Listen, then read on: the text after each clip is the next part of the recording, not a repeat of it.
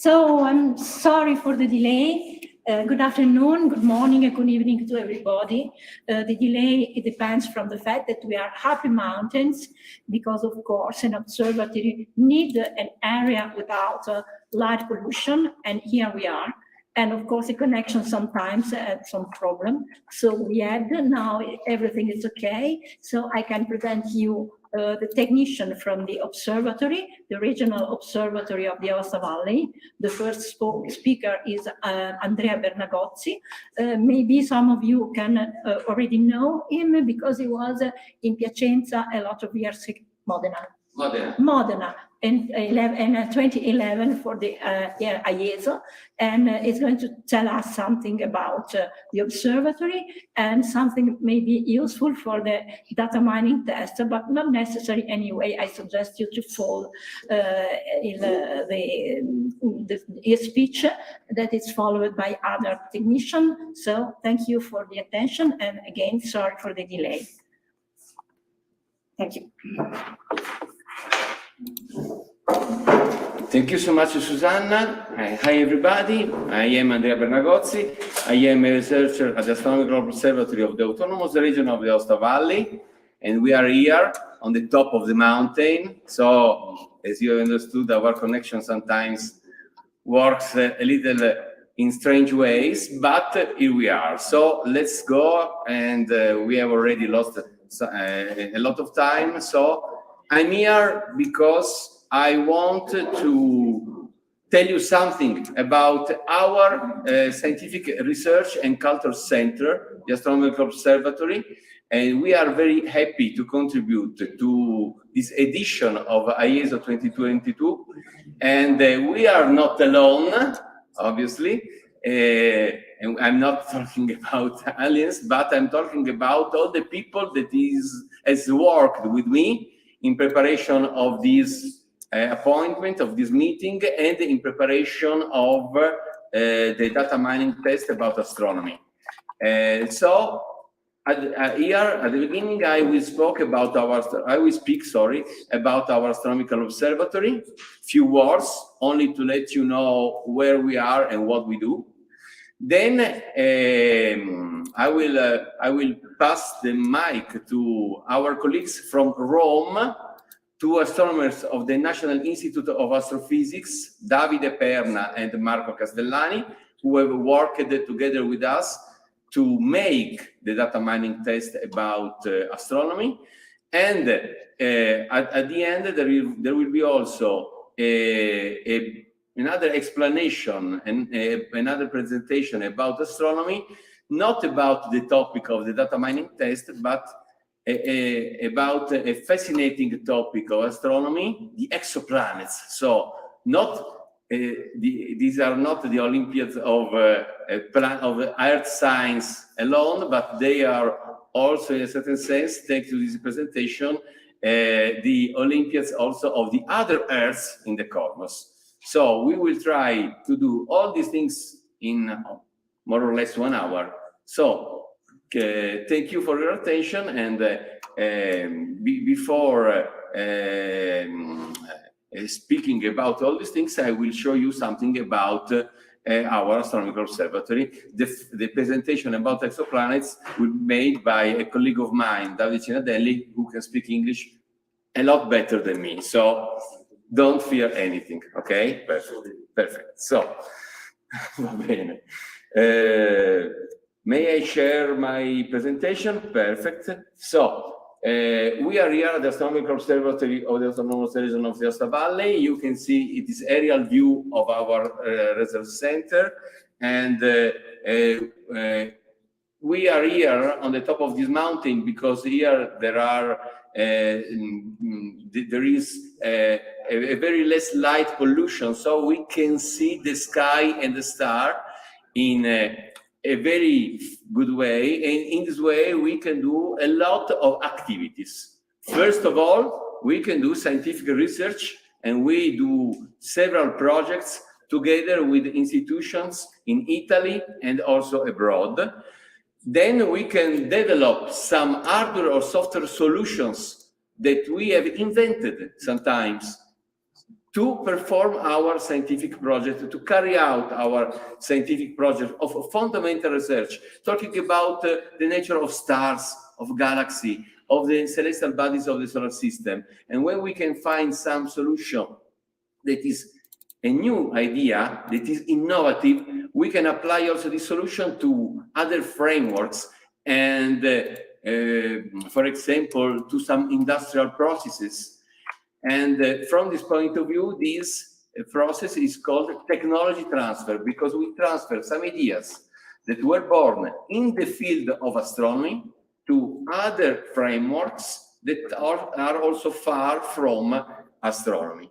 And obviously, we doing scientific research and technology transfer, we have a lot of things to tell. Who has the will to come and visit us here on the top of the mountain in Saint Barthélemy, in the town administration of Nus, in the Italian region of the Aosta Valley, so northwestern part of the Aosta Valley, at the Alps with the border of Switzerland and France. And we can do also activities about public outreach for the public at large and education for students and teachers. So we do a lot of things here in Saint Barthélemy. This is another aerial view where we can see the little village of, where we are. You can notice on the left part of this picture the white building of the Astronomical Observatory. On the other side, on the red side of the picture, the gray dome of the planetarium. So these are two of the several facilities that we use to do our work.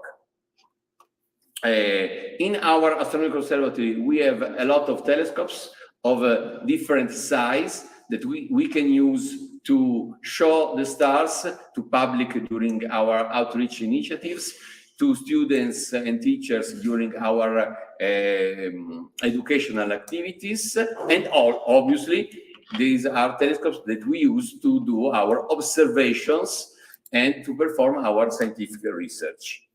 The planetarium, the gray dome, is used for educational and public outreach activities.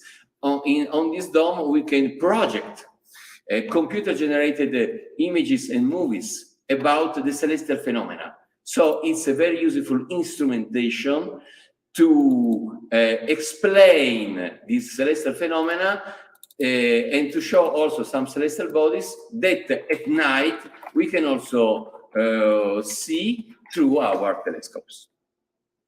And this is an example of projection with a sky that is not the true sky. It's a digital sky, but attention, it's not a special effect. It's something that is built according to the more modern scientific data about our knowledge of the universe.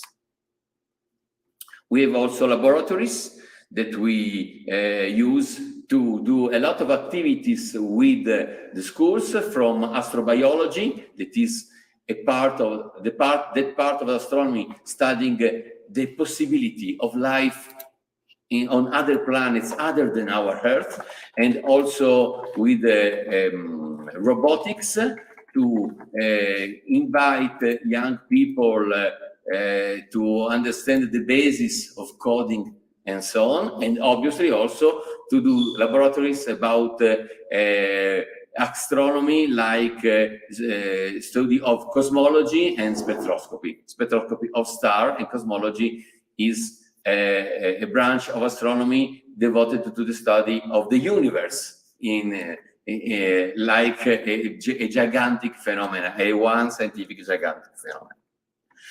These are the telescopes that we can use at night when the weather is fine, obviously, to show the sky to our visitors, to the students, and to everyone who has decided to come here and join us in appreciating the beauties of the sky. And these are, on the contrary, telescopes that are used to study the sky.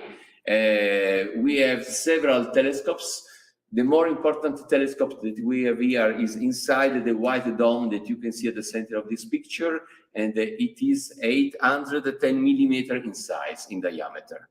So it's a very big telescope.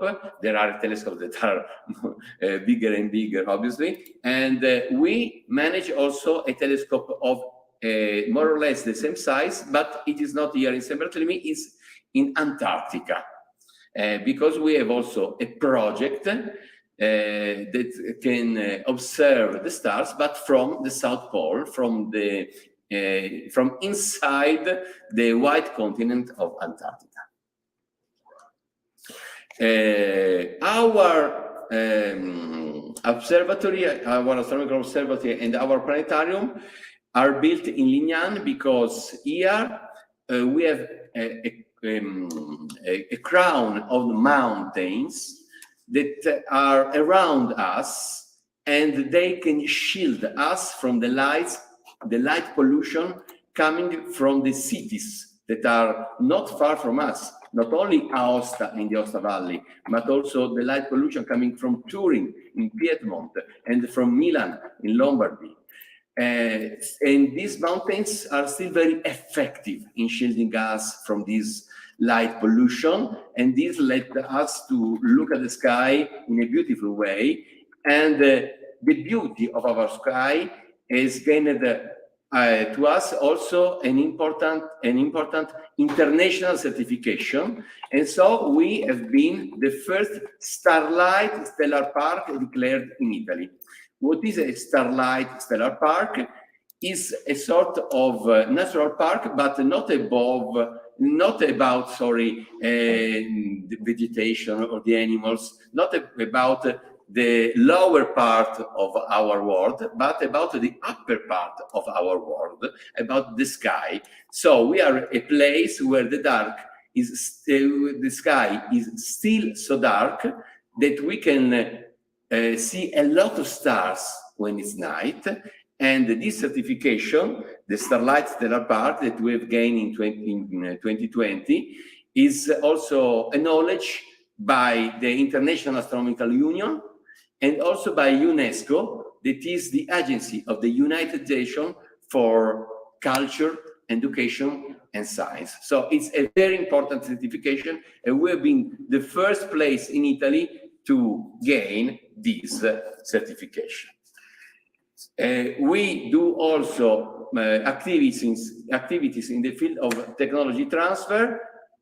I repeat, technology transfer means applying some solution that we have developed to do our astronomical research in contexts that are very different. One example, we are part of a project about genomics. So the DNA, the molecule of life that we have in our cell, how is it possible that we can study both the stars that are so far and so big, and the DNA molecule that is inside our body?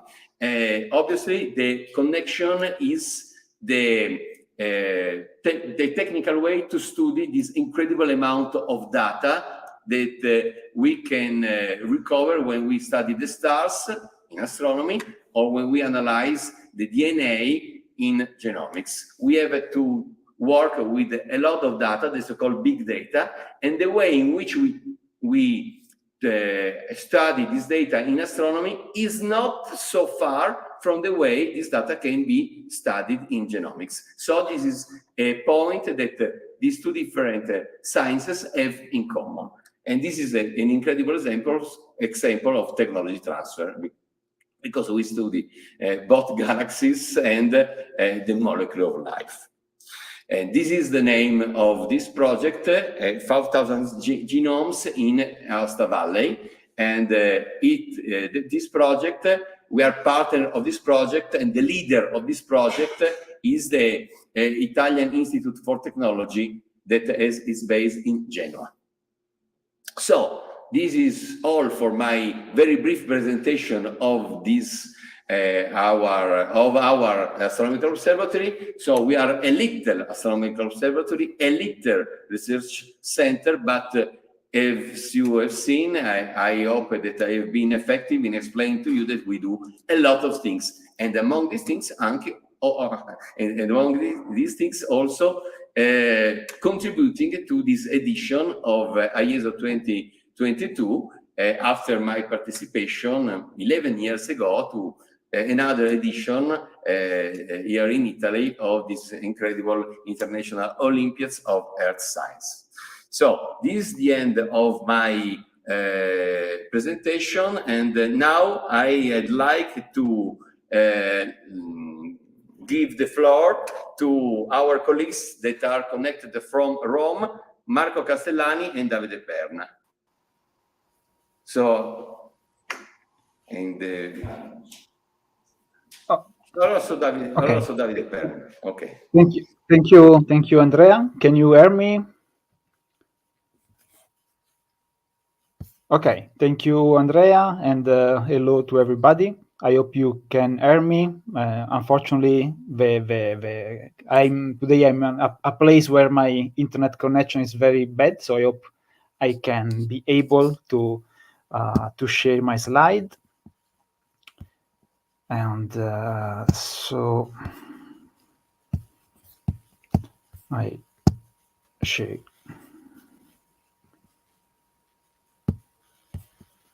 Okay.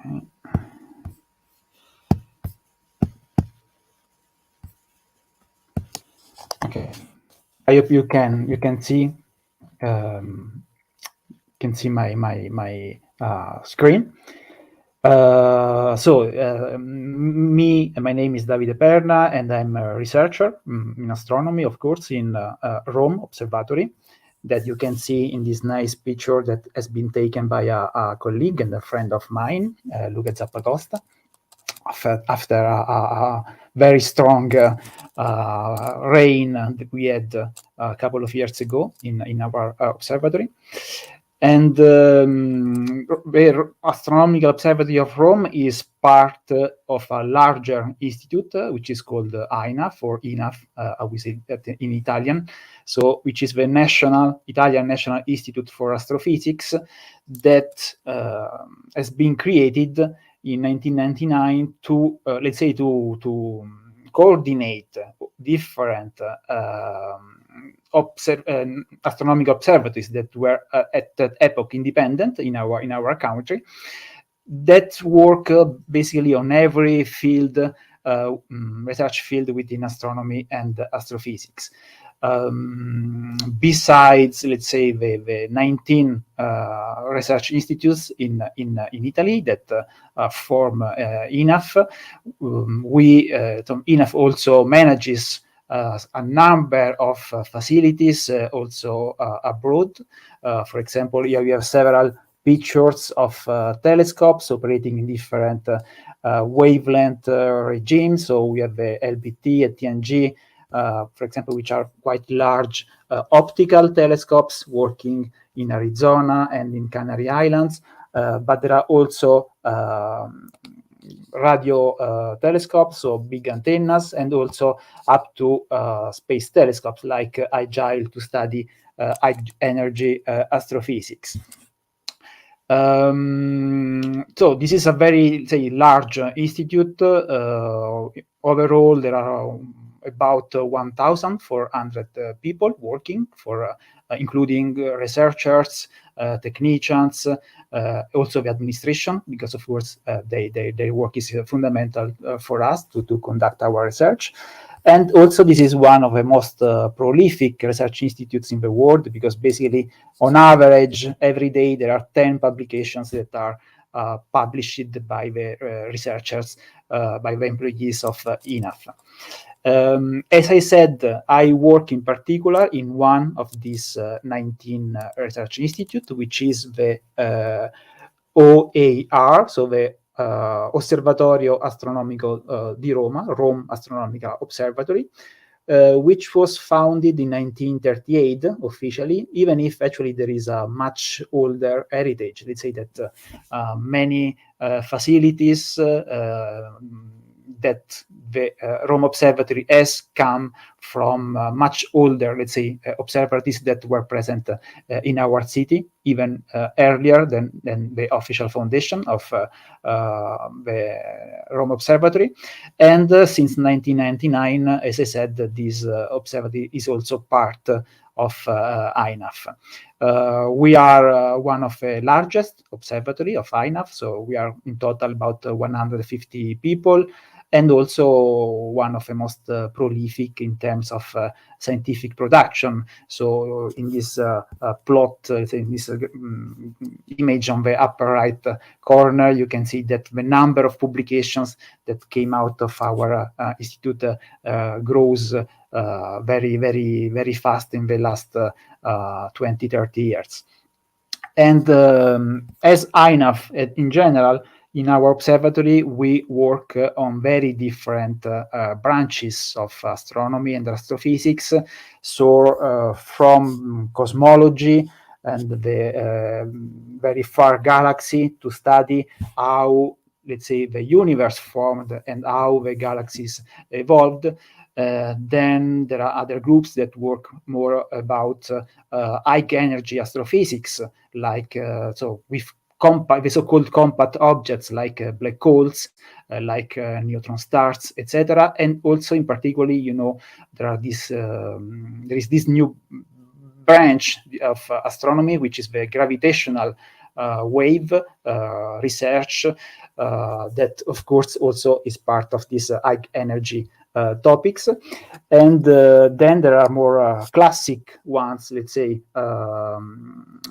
themes like the evolution of stars, like our sun. So here in the lower right corner, you have, for example, the evolution of a star like our sun, so from a nebula to a phase like the sun it's right now. Then this will become a red giant, and then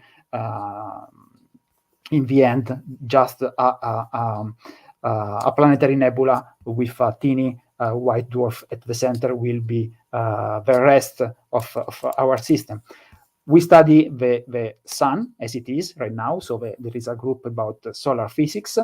And then last but not least, I hope, because this is my group, we also have a group about planetology, about planetary science. So in particular, we work on the small bodies of the solar system, like asteroids and comets, asteroids in particular.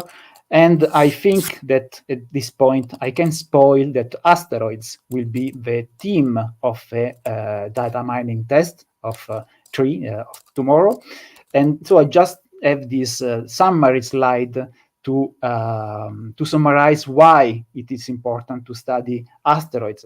So because basically these are a kind of time machine. So here on the left, you have an image with different asteroids, with a picture, with photos of different asteroids taken by space missions.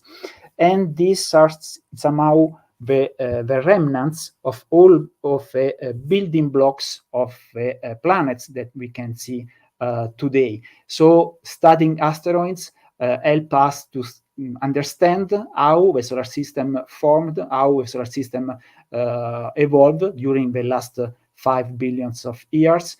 And also we can derive some information not only about our own solar system, but also we can generalize this case model of a solar system to have some information about the exoplanetary systems. Why? Because basically asteroids form. So at the beginning of a solar system, you see in this image the yellow circle here is the sun, and then you have a disk of gas and dust, and from the sedimentation, from the accretion of these dust particles, you can form larger and larger bodies. So you can have bodies of 1 centimeter, 1 meter, 1 kilometer, and these bodies are called planetesimals, and then these planetesimals will form planets. So we study asteroids because these asteroids are, let's say, the remnants of these building blocks of the planets that were existing almost about 4.5 billion years ago. So this is why it is important to study asteroids, and so I hope that you will enjoy the data mining test that we prepare for you for tomorrow. And I just want to have a final word, because I work also on space missions, and I like to share this image that probably most of you already know, which is called the pale blue dot. So this is an image taken in the year 1990 by the Voyager 1 spacecraft, when it was at a distance of 6 billion kilometers from the Earth, and the Earth is just this teeny dot circled over here. So there is a very nice text which was written by Carl Sagan, who was a very important astronomer and also very good in teaching astronomy to everybody. And I like his words, because really it says that astronomy is kind of a school of humility, and helps us to understand that all of us, we are on this teeny dot. And so looking at this image, this should help us to remind how important it is to take care of all of the people on this planet, and to take care on this pale blue dot, which is our home, and is the only home that we have in the solar system, at least for now. So for me, that's it. I just wish you good luck for the test tomorrow. Thank you.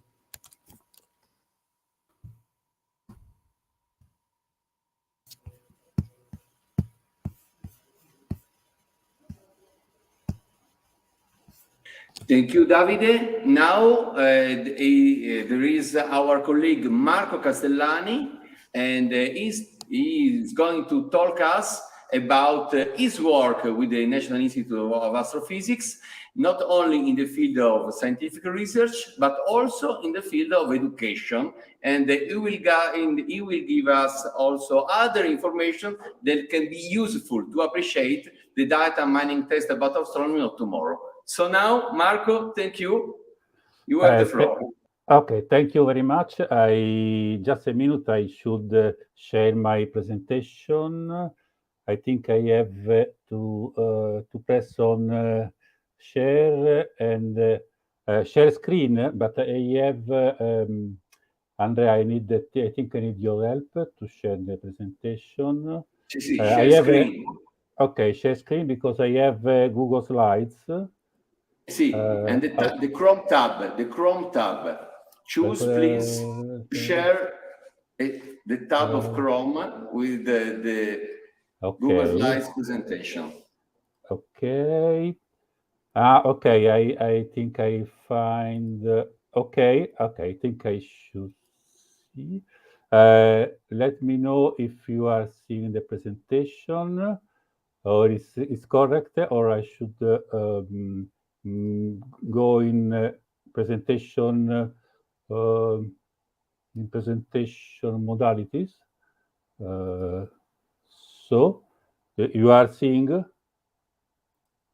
Andrea, you are seeing? Perfect. Go, Marco. Go. Okay. Thank you very much. Okay, thank you all. Welcome, everybody. In just a few minutes, I want to lead you in a short voyage about science communication, saying... the presentation view, please, Marco. Oh yes, I don't understand, because... Okay, now? Go. Perfect. Okay, I want to lead you in a short voyage into science communication, saying just a few words about Edwinaf, which is a sponsor of your competition, and also about Margherita Hack, a famous Italian astronomer born exactly 100 years ago, to whom Edwinaf has prepared a sort of, say, special issue with a lot of material. But okay, first of all, a couple of words about myself, I think is needed. I am an astronomer at Rome Observatory. Research activities are about stellar evolution as a Gaia satellite, which maps the Milky Way from some years. and outreach communication with EduINAF. More on this in a few minutes. Okay, personal blog, conference, and some books. Okay, but first of all, a few words of EduINAF. EduINAF is a magazine online about public outreach and education from the Istituto Nazionale di Astrofisica, the INAF, in Italy. It can be seen as an innovative space that gives a voice to the activities of all the office and the institution which are present in the country, and they connect also astronomical research and researchers with the general audience. Is a meeting point between educational resources, section, online courses, events, and similar, and the scientific community, teachers, students, but also the general public interested in quality astronomy content. As educational resources, this which are interest for teacher and student, we have teaching cards for teacher to be carried out in the classroom or in laboratory as a support of the usual teaching activities. We also host online training courses for students and teachers as well to learn more about a wide range of astronomical topics, or to prepare exactly for competition like this, Astronomy Olympics or International Earth Science Olympiad, and of course, similar events. But there are also other resources you can find on the website, book stories, much more with a common thread, obviously, the astronomy. Updates on important events, course and reports, or other events for the public. Through Italy, but not only, and also event to which we would suggest, we would indicate the participation. There are a lot of some international collaboration. The EduINAF collaborate mainly with the International Astronomical Union and with the Astro Edu, which is the online magazine, where it actively participates in a selection and creation of various kind of resources for teachers and students of all countries, since its main language is English. Now, just a few words of Margherita Hack because EduINAF has hosted a special issue of Margherita with a lot of content in Italian and also English at 100 years from the date of her birth. But first of all, who was Margherita? Some information are needed. Margherita was an Italian astrophysicist and a scientific disseminator.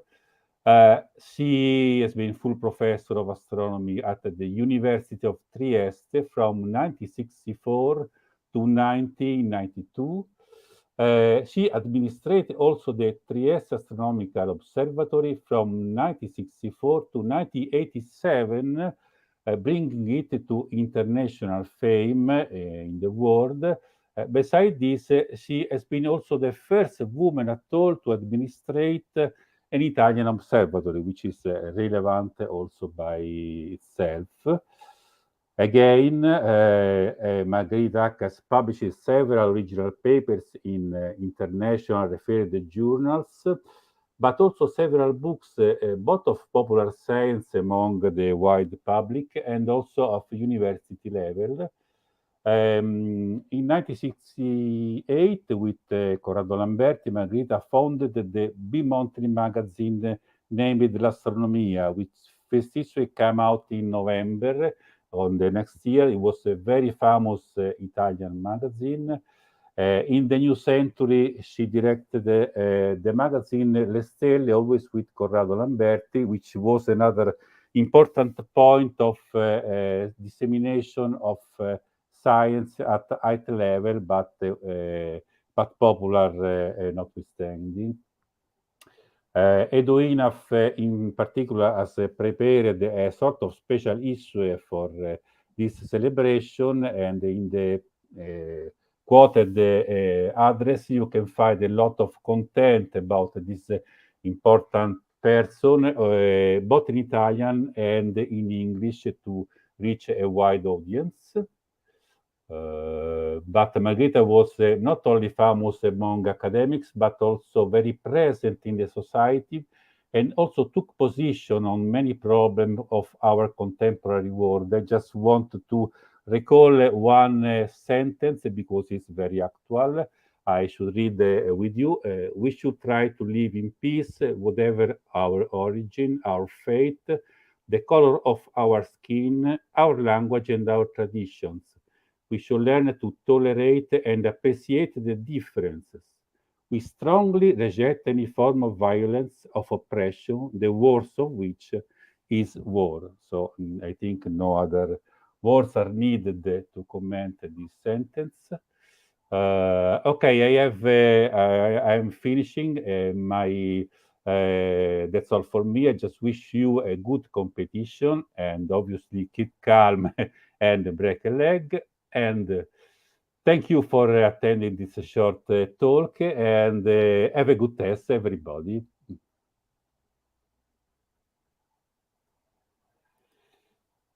Okay, Andrea, I have done for my presentation, so it's up to you. Okay. Thank you, Marco. We have listened to your presentation and to the presentation by Davide, so we are very happy, and thank you for your contribution by the National Institute of Astrophysics, both from the point of view both of research in the field of asteroids and education by EduINAF for the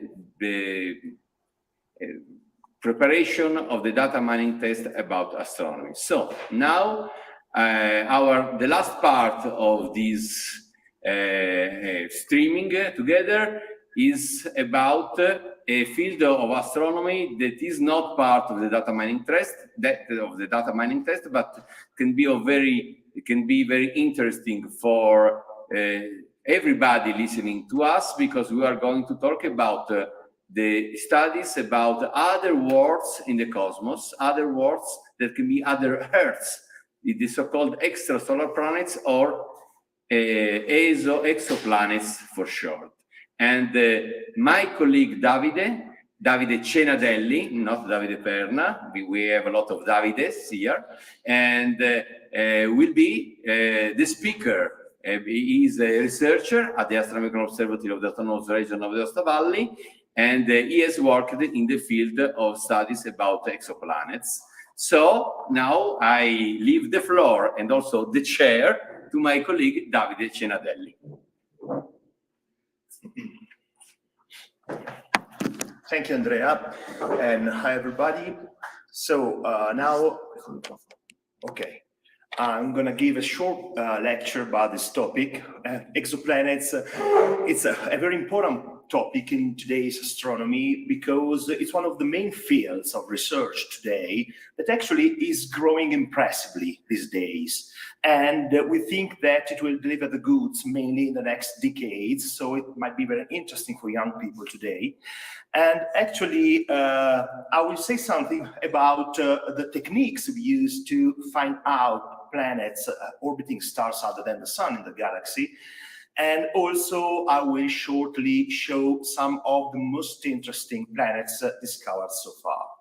So, the question about the possible existence of innumerable worlds in the cosmos is venerably old. It was posed, for example, by the ancient Greek thinker and philosopher Democritus, who wrote, there are innumerable worlds of different size. In some systems, there is neither a sun nor a moon. In others, they are larger or different than in ours. So his intuition led him to guess that probably today we would say the galaxy, Democritus, of course, did not use that word, but the universe is swarming with planets, with different worlds. And that idea was also put forth in more recent times, actually over 400 years ago by the Italian philosopher Giordano Bruno, who wrote innumerable suns exist, innumerable Earths revolve around the suns in a manner similar to the 7 planets, 7 because 7 planets were known by then around our sun.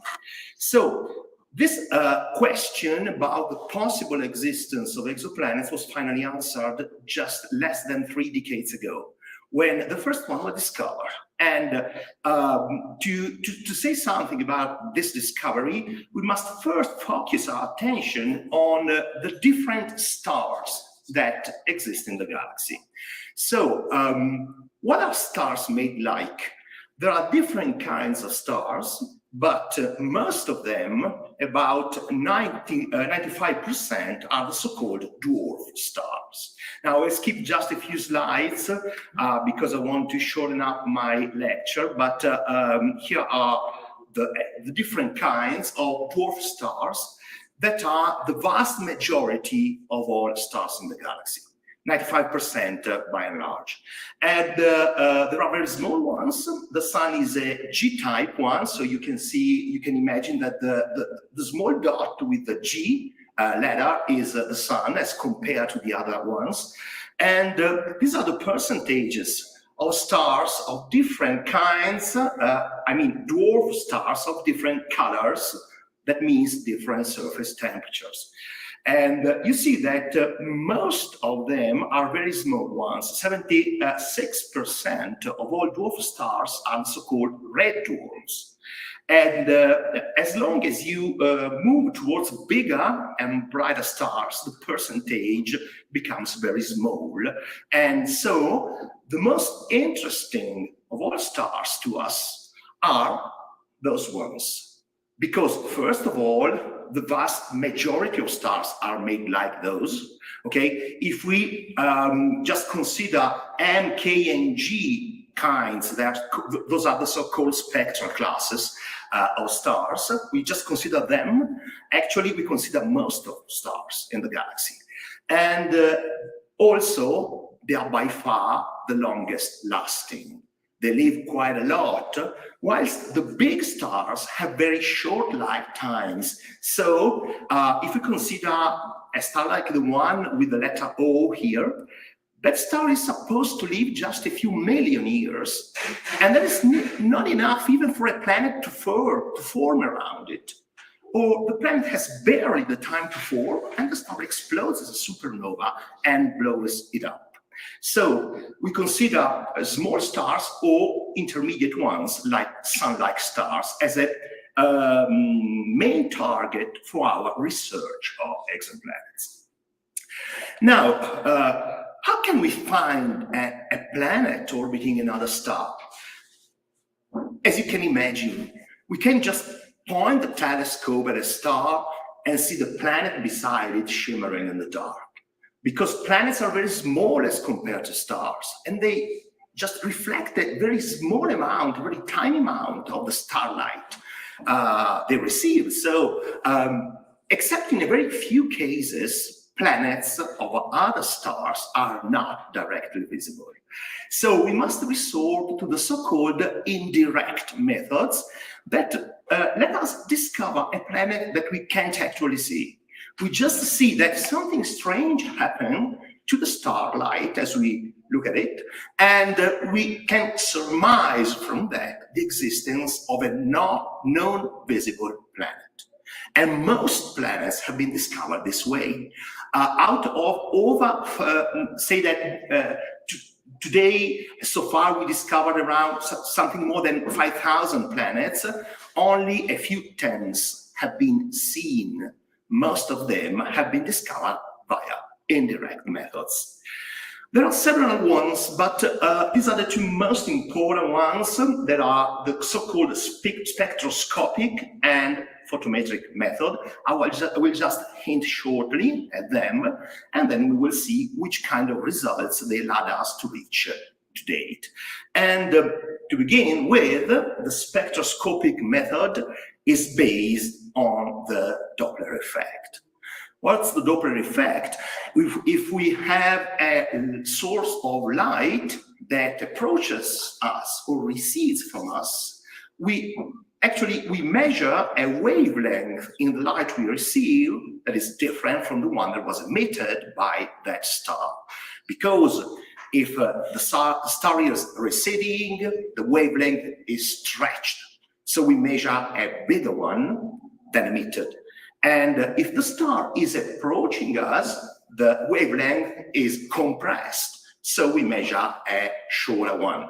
That is, the light is red shifted in the former case and blue shifted in the latter. So this movie by Ieso shows us what I'm talking about, and if it works, let me see. I think it doesn't. Anyway, no big deal. The idea is that if there is, no problem. If there is, okay, here we have a star orbited by a planet. Actually, imagine the planet orbits the star, but the star is not still. It moves to around the center of mass with the planet. Of course, it's just a very little movement. It just wobbles a bit around the center of mass, but for that reason, the star approaches us and recedes from us. It moves back and forth. So we can see that its light is periodically blue and red shifted. We understand that it's wobbling, it's oscillating around the center of mass with something that we do not see. And that something is a planet that is orbiting the star. By this method, carrying out proper calculations, we can get some useful information about the planet. First of all, the revolution period of the planet. Secondly, its mean distance from the star via the Kepler's third law that holds also outside of the solar system for other planetary systems, provided we know the mass of the central star. If we do, then we have the semi-major axis of, that is the mean distance basically, of the planet from the star is related to its orbital period by this law, thanks to this law, and so we can work out the former knowing the latter. And also we can assess the mass of the orbiting planet because this technique is based upon gravitational effects, and so it lets us measure with some precision at least a minimum value for the mass of the planet. And that is an important kind of knowledge about, just imagine we are measuring the mass of a body we cannot see. Still we can, and also in some cases with very high precision.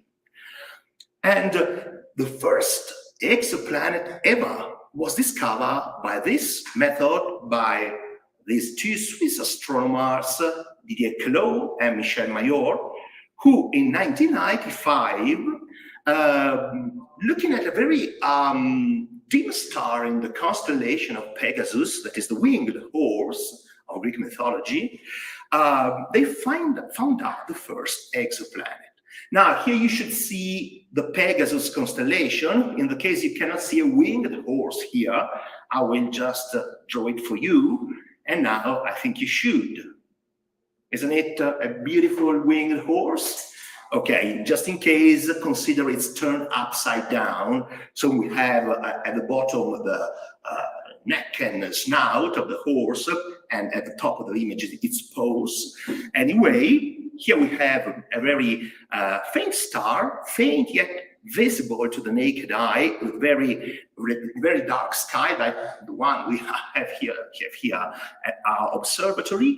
And this is a sun-like star. It's about 50 light years away.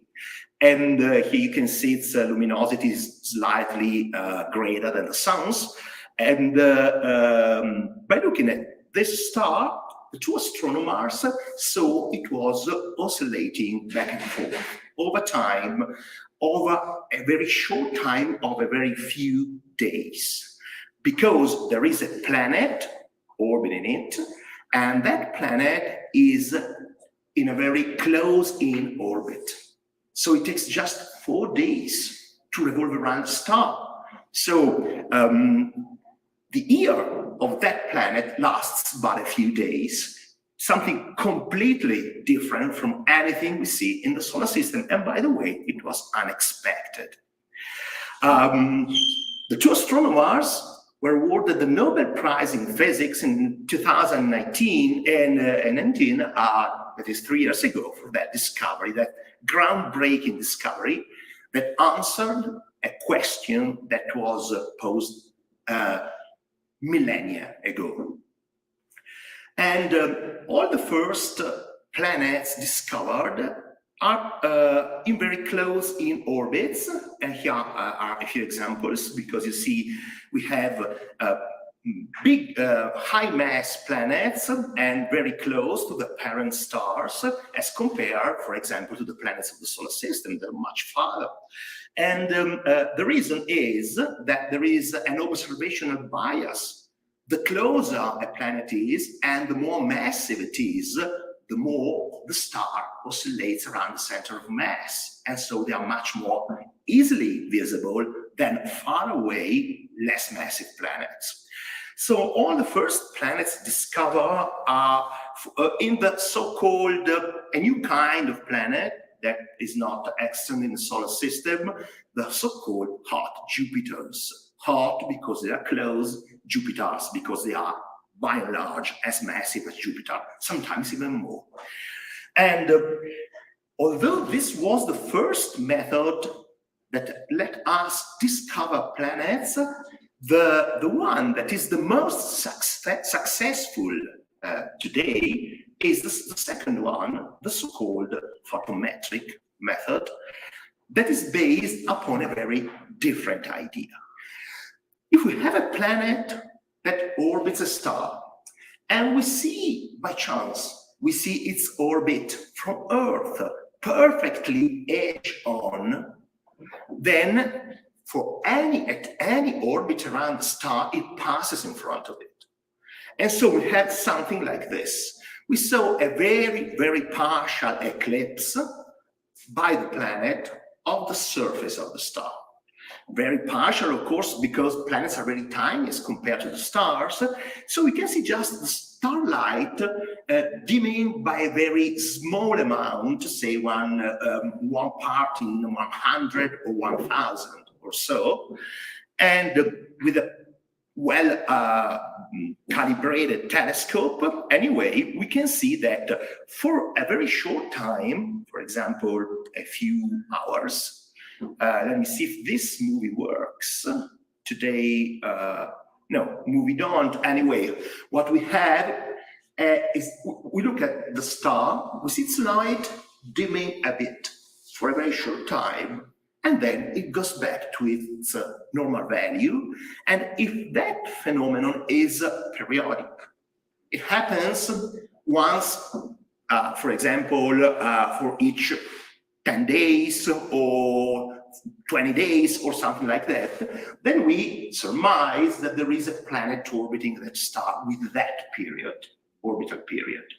So again, using this method that we also used ourselves here in our observatory, we carried out an observational campaign of red dwarfs over a few years in the recent past.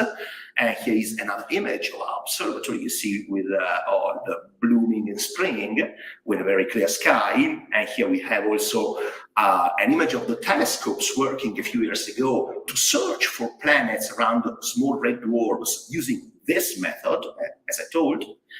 And actually, also the Kepler mission was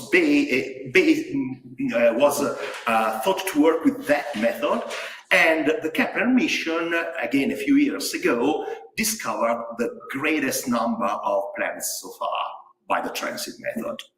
And what can we work out by this method? First, again, the period of the planet, as I told, again via Kepler's third law, it's a semi-major axis, And finally, not the mass of the planet, but its radius. Because this is not a gravitational method, but it's based on geometry. So by measuring the dimming in the light of the star, we can work out the radius of the planet, or to better say it, the ratio of the radius of the planet to that of the star. And if we know the latter, we get the former. And so if in the best cases, we can use the two techniques together and have both the radius and the mass of the planet, and hence the mean density of the planet.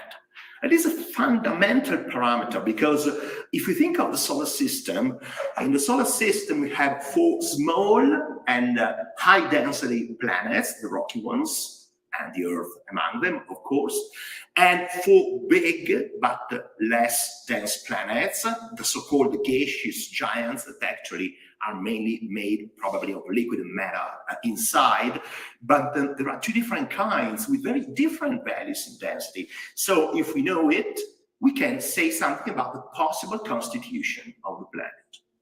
Also, the transit method let us investigate about a possible existence of an atmosphere around the planet, because when the planet is in front of the star, it filters a very tiny amount of the starlight with its atmosphere. And so by looking at the spectrum of the star and looking at the very small difference brought about by the planet transiting in front of the star, we can know something about the possible atmosphere and also its main components.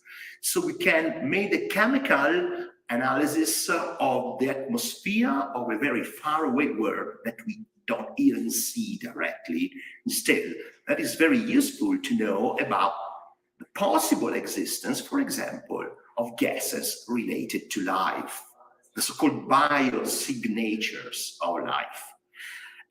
We haven't discovered yet anything sure about that. Still, in the very near future, thanks to the new huge telescopes like the James Webb Space Telescope and the so-called extremely large telescope that is in the making right now, will be ready in the next few years, and we start the operation in a few years, they will be able to point out very precisely the possible existence of gases like those. For example, free oxygen or methane, hydrocarbons are possibly related to forms of life. And the next generation of astronomers are supposed, perhaps, to gain the first scientific evidence of the existence of former lives elsewhere, outside of the Earth. That is a very important issue that is going to exit the field of philosophy and speculation to enter the field of science for the first time in the history of mankind. And now, in the case, I told before that in a few cases we have directly seen planets, and just a few tens of them, and which are the best cases. Once in a while we can do that. Which are the planets we can see better than others? Those that are big, of course, and far away from the parent stars. Because in that case, if we shield the light of the star with a proper mask at the telescope, we can see the planet, a very tiny dot that glimmers in the dark. That is really fascinating because, you know, to see is to believe. I mean, if you see a planet, there's no doubt whatsoever that the planet is really extant. If you don't see it, okay, nobody doubts anymore about the existence of those planets. But if you, some criticism was issued at the beginning of the exoplanets era, because some astronomers said, okay, what you think to be a planet is actually for example, the gas that is oscillating at the surface of the star. And so there were some issues in this respect, but finally, all scientists accepted the idea of the exoplanets. Okay, now let's take a short look at the most interesting ones discovered so far. Which are the most interesting? There are several examples, so we may put forth anyway the most similar to the Earth, of course. That is, the planets that are similar to ours from different points of view. Radius, mass, and density, for example, or temperature and environment, or both. And actually, out of 5,000 planets discovered, a few hundreds fall in the habitable zone of their parent star. That is, at the right distance to be neither too hot nor too cold, and to possibly sustain liquid water and, who knows, forms of life. And out of these, I can show you, for example, the planet Kepler 452b that was announced to be the Earth's twin when discovered back in 2015. Actually, we don't know if it is really a twin to the Earth, because we just know that it's a little bit bigger than the Earth in the habitable zone around the Sun-like star. We don't know if it has got an atmosphere, for example. We don't know yet. In the future, perhaps we will. And several others, like the planets, 3 out of 7 planets in the system of the TRAPPIST-1 star in the constellation of the Aquarius, and many others. So we know that there are planets in the habitable zone. We still don't know if any of them is really a twin to the Earth. Okay. Now, another kind of interesting planet are the nearest. The first one that will allegedly be reached in the future, when we will be able to build the first interstellar probes, something which we are not at all able of doing today, but in the future there's some hope that we will. And actually, the closest star, Proxima Centauri, has got at least 1 planet, confirmed planet, and 2 suspected ones. The closest one, that is a demonstration that, or a hint at least, that planets are all present in the galaxy. Because if they were very rare, what would be the chance of finding one just around the closest star? Almost none. So if planets are around close star, that's another, suggests us again that they are really all present out there. And that planet was discovered back in 2016. At the time, by then it was a breaking news. Today it's no more. But when it was announced that it was something that really excited astronomers all over the world, because that planet lies in the habitable zone, by the way, and again, we don't know much more than this about it. Now, I must shortly come to an end. We don't know if such a planet is actually habitable. It lies in the habitable zone. Still, we don't know if it is habitable, because Proxima is a flare star.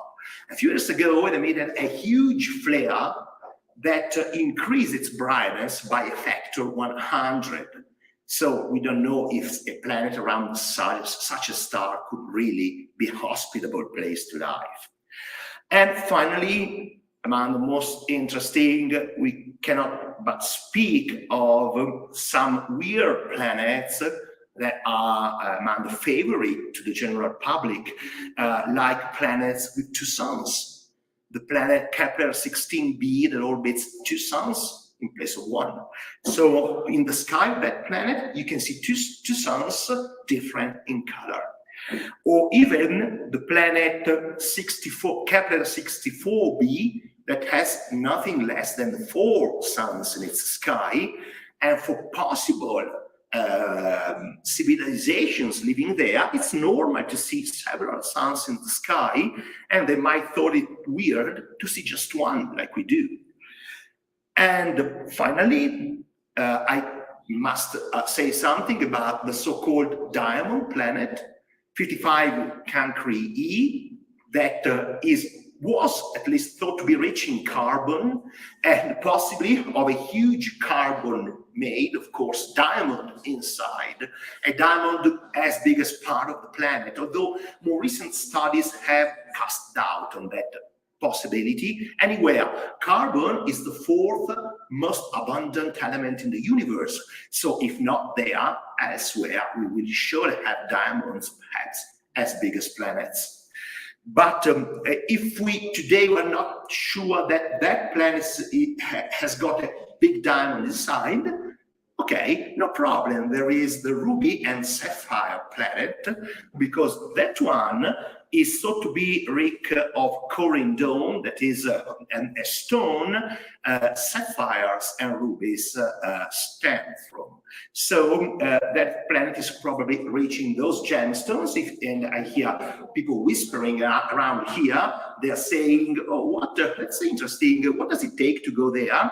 About 1 million years without swiftest probe. So no chance to get and put your hands on those gemstones.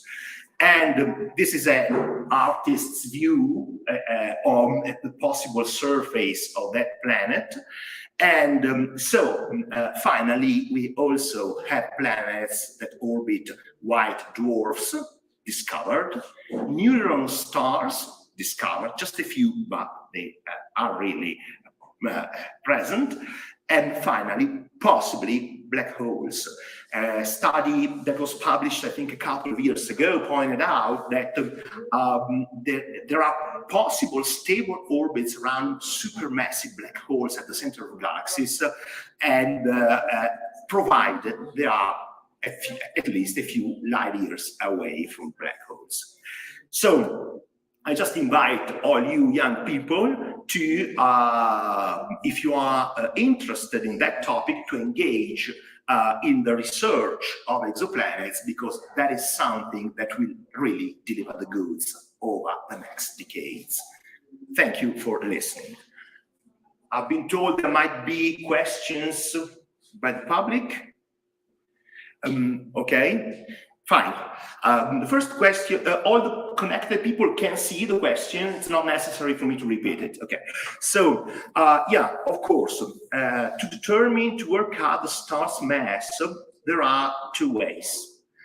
If the star is in a multiple system, we use Kepler's laws applied to that system, because we have that star is orbiting another one. And so by Kepler's law, we can know the mass of the star. If the star is a single one, like the sun, then it's not possible to directly measure the mass, but we can, say, find out the most similar to that star in multiple system and guess that its mass is very similar to the one that is in a multiple system. That is, we interpolate between known values for stars in multiple system that are the only case we can directly work out the mass. Hope I answered. Yeah, by the spectrum, stars are so far away that the only thing we have got of them is their light. And the analysis of starlight is the only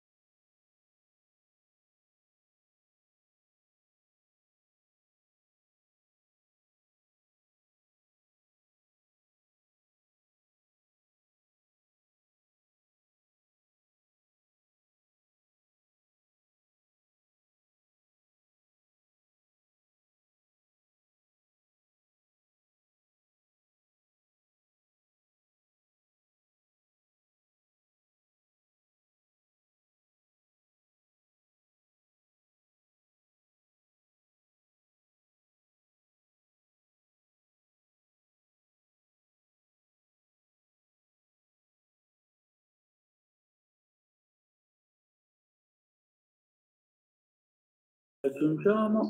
Ok. So I would like to thank so much the observatory and its technicians, Andrea and Davide, and also Edwina, expert that help us also in producing the data mining test, as you can see tomorrow. But of course, we do not say exactly the subject because otherwise it's too helpful to you. As you can see, the subject was very open because the subject could be something related to the asteroid, but as well as the exoplanet. We know that in syllabus, in Ieso syllabus, astronomy is a bit smaller than exoplanet, but I think that is so challenging, the idea to have other Earth, and we are researcher of Earth, that the idea to connect this subject, I found this very interesting. I hope that you find it interesting again, and as well, and that you can profit of this kind of knowledge for your future, for your research, even if not for this Ieso 2022. Maybe for the next Ieso, it could be useful. So thank you so much. And we are going to check the time for the data mining test tomorrow. So don't be worried. In a few time, we are going to send to all of you the right time that you find on the Moodle. And so you can start with a deep breath, which is the logo that we put on the Ieso logo this year, a breath that means also without face mask, but also with a wide breath toward the environment. So thank you so much, and see you tomorrow.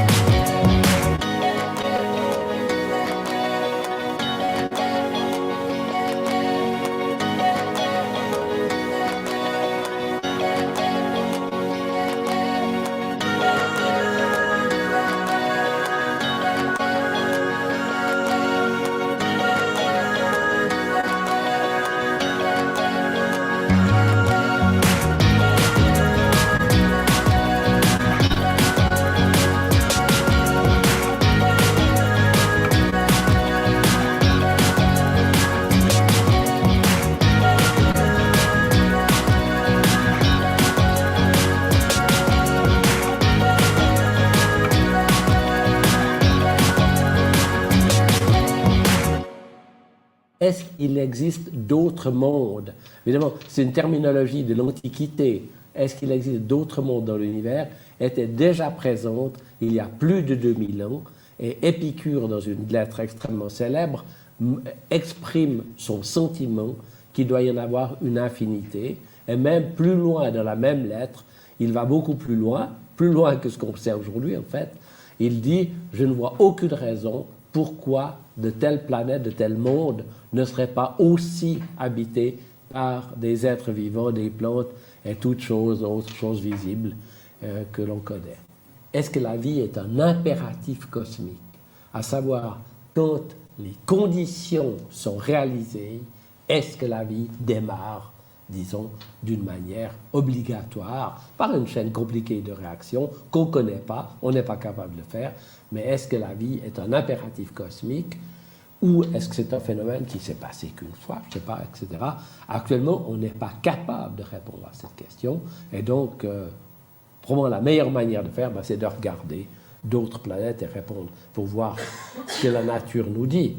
C'est une belle époque de l'astronomie. Il y a des tas de nouvelles idées et instruments qui vont nous aider à comprendre un peu mieux ce qui se passe dans le cosmos.